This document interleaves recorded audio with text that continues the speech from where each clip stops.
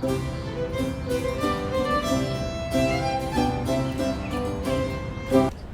Yes, light, as I always do. I'm Amy Jo Jackson. I'm an actor, singer, and voice text dialect coach.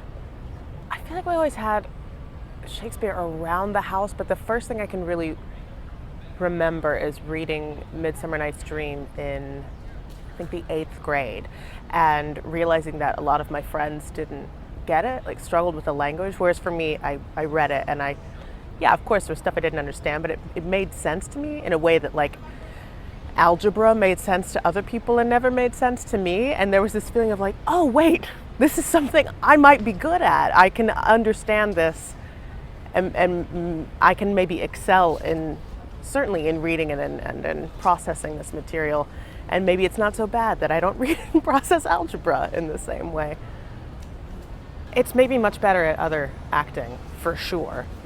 Once you learn the rules of Shakespeare, it makes it much easier to do than a lot of other less well-written texts. But that means you can also apply those rules to those other texts and sort of elevate material that might not be as vivid. And certainly you can apply the same rules of rhetoric, finding the argument and the antitheses and embracing the robustness of the words, of the language, if you will, to other great writers, Tennessee Williams, Eugene O'Neill, Chekhov, whomever.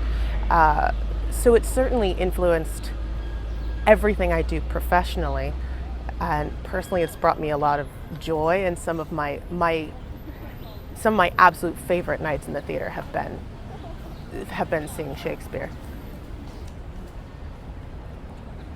It's a strong question. I think it is a balance of fullness, like embracing the language, leaning into the fullness of the language, but letting the text run through you, which is, of course, I find very tricky. But yeah, there's something about relishing the words. If you just kind of take the words for granted and brush past them, gloss over them, then we don't get the robust kind of athletic quality of the language that I think is required to make Shakespeare immediate and exciting. But if you're too in the words and you're not actually like writing the line of the text, then we don't care. We're not in the humanity of it. We're just hearing like, oh yeah, there's some really good adjectives in there. So I think the people that I most respond to in doing Shakespeare are very dropped into like the ideas, the speeches, the whole rhetorical argument, but really enjoy like chewing on the language as well.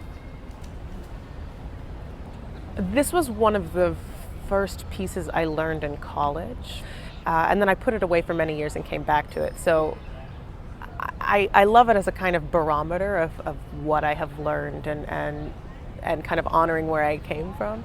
Also, I think it's so deeply human and so troubling, and there's something so juicy in that I just love. No? Why? When he that is my husband now came to me as I followed Henry's corpse, when scarce the blood was well washed from his hands which issued from my other angel husband, and that dear saint which then I, weeping, followed. Oh, when I say I looked on Richard's face, this was my wish. Be thou, quoth I, accursed, for making me so young, so old a widow. And when thou weddest, let sorrow haunt thy bed.